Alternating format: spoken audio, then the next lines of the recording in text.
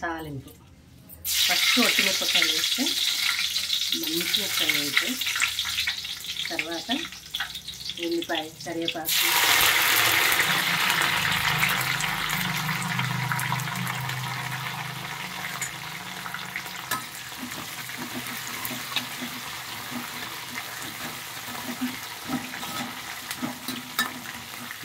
ఉల్లిగడ్డ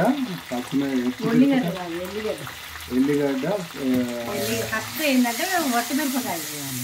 అవి కొంచెము గోల్డ్ కలర్లో ఫ్రై అయినాక ఎల్లిపాయ కరివేపాకు వేసుకోవాలి. చాలామంది ఏం చేస్తారంటే ఫస్టే పోపు దినుసులు వేస్తారు. ఇవి తొందరగా మాడిపోతాయి. అల్లం ఆవాలు జీలకర్ర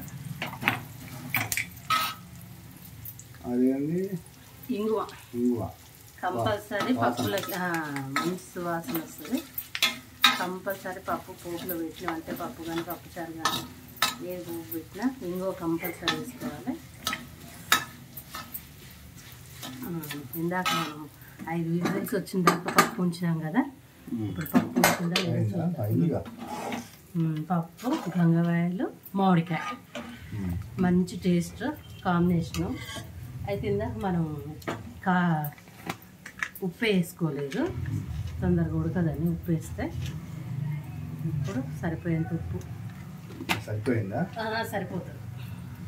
ఎందుకంటే 2 స్పూన్ల కారం 2 స్పూన్ల ఉప్పు 4 పచ్చిమిరపకాయలు కూడా వేసినాం కాబట్టి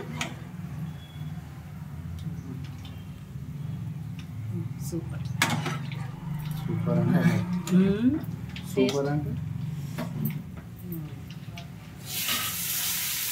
కొంతమంది పప్పు ఇట్లా కుక్కర్ తీసినప్పుడు గట్టిగా అవుతుంది. గట్టిగా అయినప్పుడు ఏం చేయాలంటే చన్నీళ్ళు పోసుకొని మళ్ళీ పప్పు ఉడకబెట్టుకోవద్దు.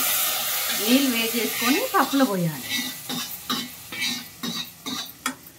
పప్పు గట్టిగా అయిందనుకో కుక్కర్ నుంచి తీసినప్పుడు నీళ్ళు పోసి అట్లా ఉడకబెడతాను. నీళ్ళు పోసి చూడండి వాసన తేలిపోతుంది, కమ్మగా వాసన వస్తుంది, తేలిపోతుంది. ఏంటంటే పప్పులో చన్నీళ్ళు పోసుకొని ఉడకబెట్టడం కంటే పక్కన నీళ్ళు వేడి చేసుకొని పప్పులో పోస్తే పప్పు ఇట్లా ఫ్రీగా ఉంటుంది. చేస్తాం అవి కూడా చేస్తాం. ఇదైతే పప్పు గంగవాయలు మామిడికాయ, మన తోటలో కాసిన గంగవాయల కూర, మన తోటలో కాసిన మామిడికాయ, మన చిలకల పైన పప్పు. చిలక లేదు పప్పు.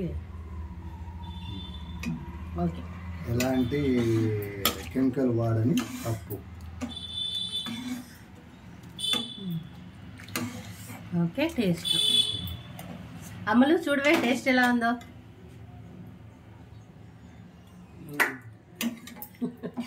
ఓకే, లొట్టలు వేసుకొని తినండి. మనం కదా తినేది.